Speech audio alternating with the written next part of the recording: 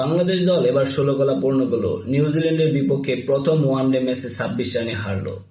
যাচ্ছে তাই একটা ব্যাটিং, কি একটা অবস্থা বাংলাদেশের ব্যাটারদের। সাইফ হাসান যদিও রান করেছে 57, কিন্তু 1 রানের মাথাতেই ক্যাচ তুলে দিয়েছিল। তিনি একটা লাইভ পেয়ে 57 রান পূর্ণ করতে পারছেন। যদি লাইভটা না পেত তাহলে 1 রানে কেল্লা ক্ষত। বাংলাদেশ ক্রিকেট টিম বর্তমানে খেলাধুলা কিংবা নির্বাচন সবকিছু নিয়েই উত্তেজনাকর মুহূর্তে রয়েছে। ক্রিকেটারদের একটা যায় যায় অবস্থা, সেই সাথে বাংলাদেশ ক্রিকেট বোর্ডের মতো ক্রিকেটারদেরও ডাউনফল। না পারছে ভালো করে ব্যাটিং করতে, না পারছে ভালো করে ফিল্ডিং করতে, না পারছে ভালো করে বোলিং করতে।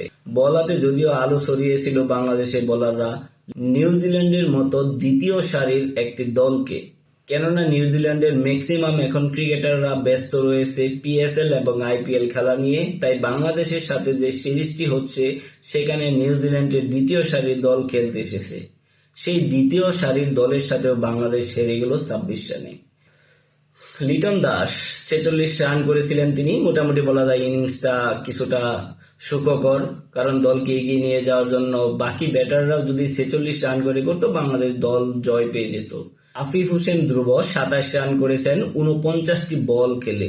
কি রে বাবা, ডট বাবা, একেবারে তামিমের উত্তরসূরি। বর্তমানে সভাপতি হচ্ছেন তামিম ইকবাল, সেই সাথে ক্রিকেটের উত্তরসূরি হচ্ছেন তামিমের আফিফ হোসেন ধ্রুব। 49টি বল খেলে 27 রান করেছেন। বাংলাদেশ হারের জন্য সবচেয়ে বড় একটি অবদান রেখেছেন তিনি। তারপরে না বললেই নয়, বাংলাদেশের ক্রিকেটের অধিনায়ক মেহেদী হাসান মিরাজ 6 রান করে সাজ করে ফিরেছেন তিনি 14 বল খেলে। তিনি যে একটা ব্যাটসম্যান, ভালো একটা খেলা খেলতে পারেন, কিন্তু না, তার পণ্ডিতি করে সুইপ শট খেলতে যেতে হবে, কিন্তু না, তার পণ্ডিতি করতেই হবে, তার সুইপ শট করে 6 হাঁকাতেই হবে, কিন্তু দিন শেষে কেলায় দেয়। যাই হোক, কি সমালোচনা করব, বাংলাদেশের গুজবদের টিমে সমালোচনা করার ওয়ে নাই। যাই হোক, একটু কথা বলতে হয় তাওহিদ হৃদয়কে নিয়ে।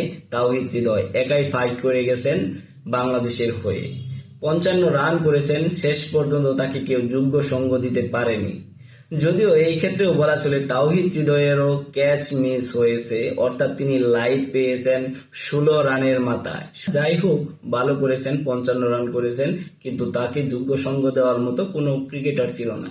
শেষ দিকে রিশাদ হোসেন, তাসকিন আহমেদ কেউ সঙ্গ দিতে পারেনি, যার ফলে বাংলাদেশ 26 রানে পরাজয় বরণ করেছে।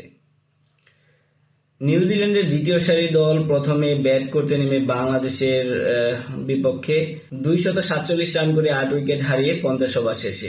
নিউজিল্যান্ডের যখন 200 রান তখন ওভার ছিল 40 ওভার। শেষ 10 ওভারে দারুণ একটি কামব্যাক দিয়েছে বাংলাদেশের বোলাররা।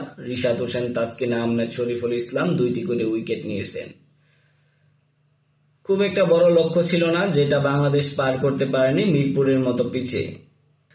আরো একদা পিছিয়ে গেল বাংলাদেশ 2027 সালের বিশ্বকাপ খেলা থেকে, কারণ 2027 সালের ওয়ানডে বিশ্বকাপ সরাসরি খেলার জন্য বাংলাদেশকে টপ 8-এর মাঝে থাকতে হবে।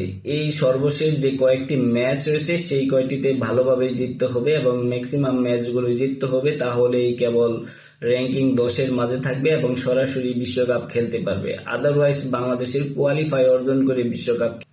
যাই হোক, মায়ের দোয়া, বাবার দোয়া, সব ক্রিকেট বোর্ড এবং ক্রিকেট টিমের প্রতি শুভকামনা রইল পরবর্তী ম্যাচ হারার জন্য।